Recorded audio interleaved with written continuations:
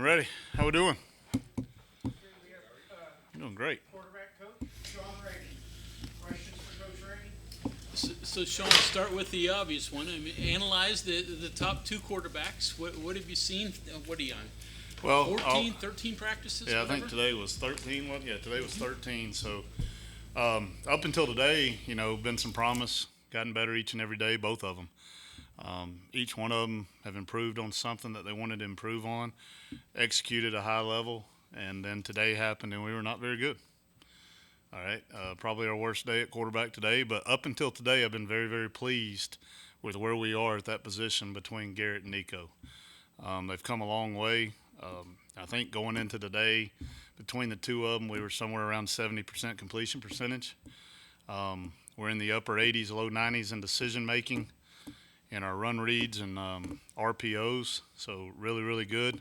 That percentage will probably drop a little bit after today, but we'll rebound and be ready for Thursday and Saturday. Decision making? Yeah, go ahead, John. I was just saying, what were the issues with the decision making, execution? It was a little bit of everything today. We were inaccurate with the ball. They probably want to blame it on the wind, so be it, but wind blows in the mountains too. Decision-wise, eyes were just not in the right place. We really focused on that all spring about our eyes being where they need to be, and they've done a really, really good job of that the last 2 weeks, and we just weren't ready to go today. That's the bottom line. Maybe a wake-up call for them, you think? I hope so. I hope so. They'll be ready on Thursday. I love that room. The way they bounce back, if they have an off day, they usually bounce back pretty strong, so I would expect them to come out lights out on Thursday. You mentioned some of the things that you wanted those guys wanted to improve upon. With Nicco, what were some of the things, and with Garrett, what were some of the things? With Nicco, it's footwork. We've really, really harped hard on footwork and eye placement where they need to be, whether it be an RPO, whether it be a run read, or even in the pass game. And he's night and day. Before today, he was night and day from day 1 to day 12. Today, we were just off. With Garrett, it's more of a pocket presence and understanding we can get to our second and third read before we get through it. He's done a very good job of that for the most part. Still trying to hone in on slowing eyes down, and he's gotten better at that every single day. He's really improved on his RPO reads as well from the last time I coached. What's it like having, obviously, not getting a transfer this year? What's it like having all high school recruits in the room, for the first time? Yeah, I guess that is the first time being here, and it hadn't really put a whole lot of thought into it. But the bottom line, we don't go after transfer because we believe one of those two guys, if not both of those guys, can help us win football games. Very pleased with where they're at. Love coaching them. They respond very well. They're easily coachable. They don't take anything personal, and we'll be just fine in that room. So the fact that they both got experience last year, obviously Garrett a whole lot more, but even with Nicco, just getting a few reps, how much does that help him?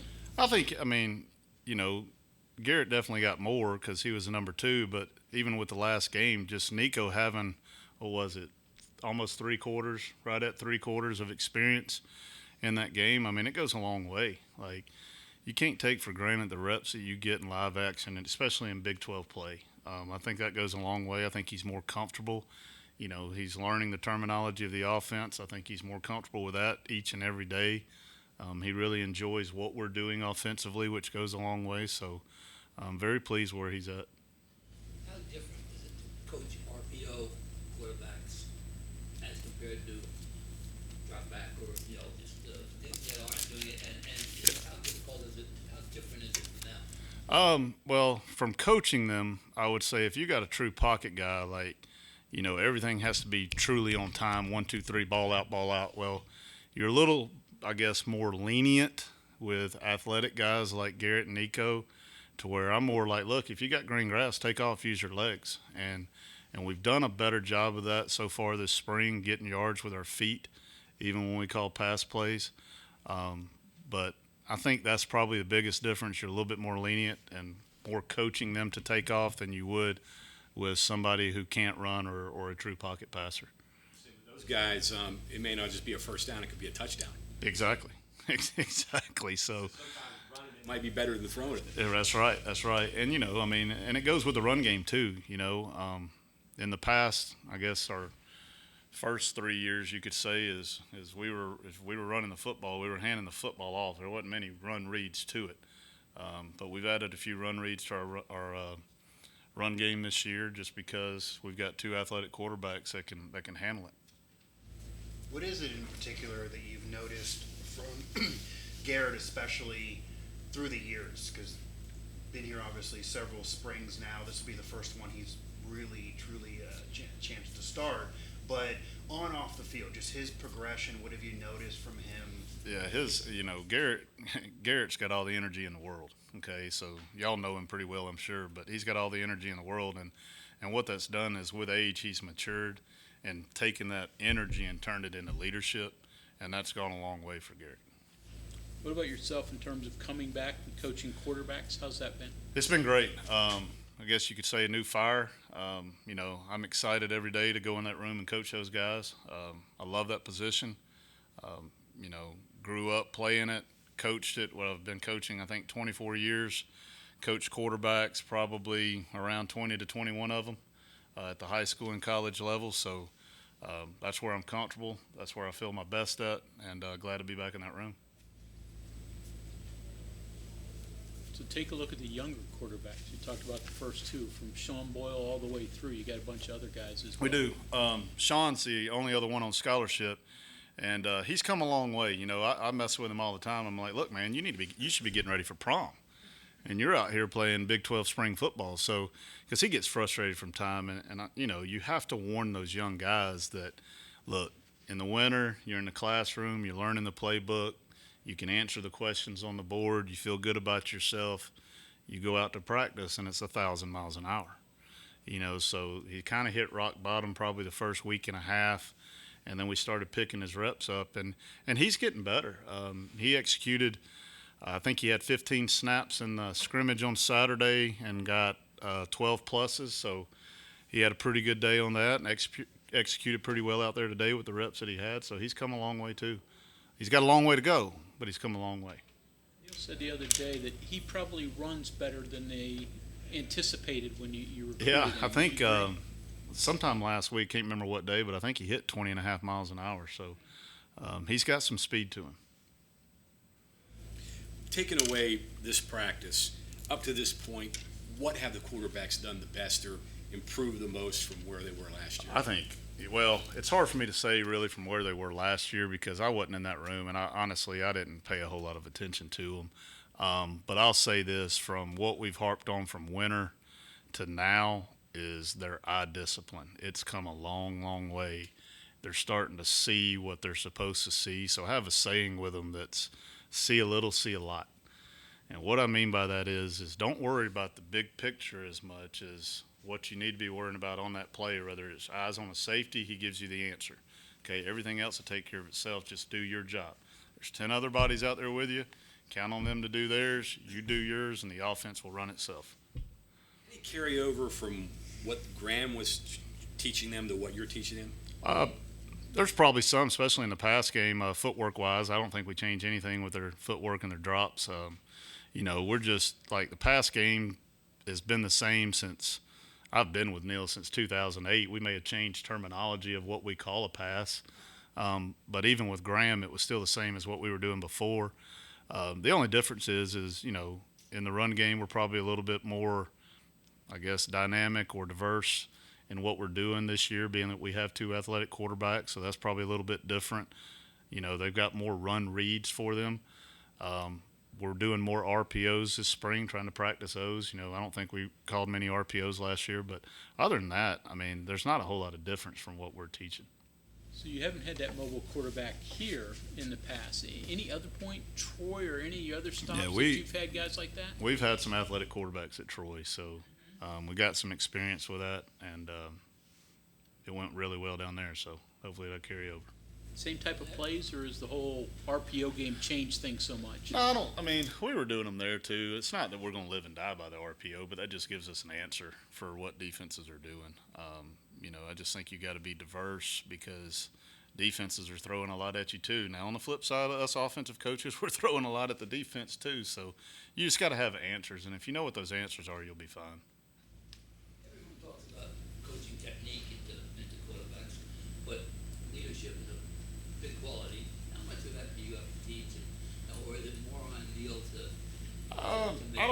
leader? You know, I mean, I guess it comes with it in situational football, but that's more from a team guidance standpoint. You know, Coach Brown does a really good job in the off season of having a leadership program, kind of like a leadership class that all the guys go through. We have a captain's thing that Coach Brown runs at meets. I think there's 12 or 14 of them that he meets with, you know, once a week or once every other week. So building leadership through that. But, you know, with quarterback, you know, at this level, you either got it or you don't when it comes to leadership. So usually by the time they're here, they have a piece of that, and then we just try to pull it out of them a little bit more. Have you noticed those traits from Nicco? You mentioned Garrett becoming a leader. Nicco obviously younger. Yeah, but he's got them. He's got the traits, and he's coming out of his shell too, and he's doing a really good job too. He's getting more and more comfortable around the team, and you can see that. Heard this a lot last year and maybe occasionally this year, the term rogue, Garrett going rogue. What's your thoughts on that? Because there is some good when he does that occasionally. There is. It's a tricky and it's a fine line dealing with that. Like, you don't mind the rogueness as long as it's not going to be a decision that gets you beat. You know, and I don't really consider it. I try to stay away from that term rogue. You know, I try to turn it into make a play. Like, if you get off your mark or if you get off with your eye placement, then be a player and go make a play. But in that, the second piece to that is we got to continue to get better to not force something to happen. Like, I don't know if y'all were out there today, but he scrambles, could have taken off running. It'd have been like 3rd and 3. He forces a throw down the field and ends up being an interception in the end zone. That's what we have to continue to work on. That, you know, sometimes it's not bad to punt. All right, like, it's not always bad to punt. So understand that, especially in situational football. Like, if you're in the red zone, like, no need to force something if it's truly not there, because you can probably get a field goal out of it. Take the points and move on. But because not every play call is going to be perfect. I mean, it's not. We don't know what the defense is calling. So we try to have answers built in with whatever we call, but it's up to the quarterback to make it work. And if it's truly just not there, don't force the issue. When you think of the word rogue, it almost implies like an end result. Like, this is what it has to be.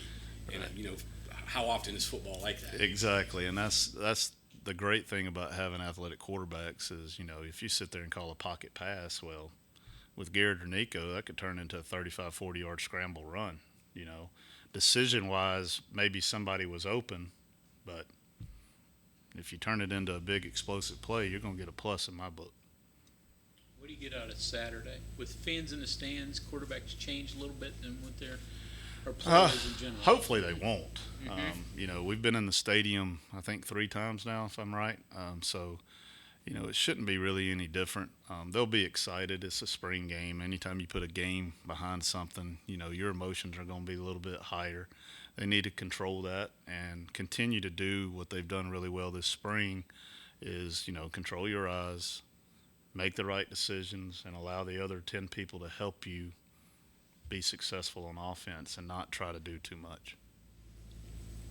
When you get, you know, through the summer and into the fall, what do you think is going to be the thing that makes the difference for one of them to win the starting job? I mean, if they keep battling the way they're battling right now, it's going to be a tough decision. Both those guys are executing at a high level. It's going to come down to who is more detailed most of the time. And that's in footwork, that's in eye discipline, that's in decision making. You know, that's if and when we put our checks in, are we checking to the right thing? But I would say, to sum it up, one word, it'd be details. Okay, anything else for Coach? Just, I guess, the experience of working a little bit different with Chad Scott. Obviously, you've been with the program, but now promoted offense coordinator, so impacts you more now? Coach Scott and I, how long have we been together? So we were at Troy together. We've been at Texas Tech together. We've been here together. So I've known Chad a long, long time, probably since 2008, on and off worked with him. So it's really not a change for me. I'm happy for Coach Scott. He deserves every bit of it. The guy is an unbelievable recruiter. He's an unbelievable motivator. Those players on our offensive side of the ball, like, they'll run through a brick wall for him. and he's awesome to be around.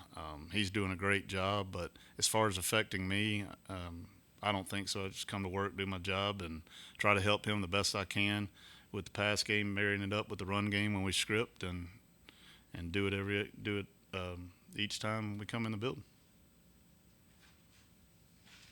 Okay, thanks, Coach. Yep. Thank you. Thank you, guys.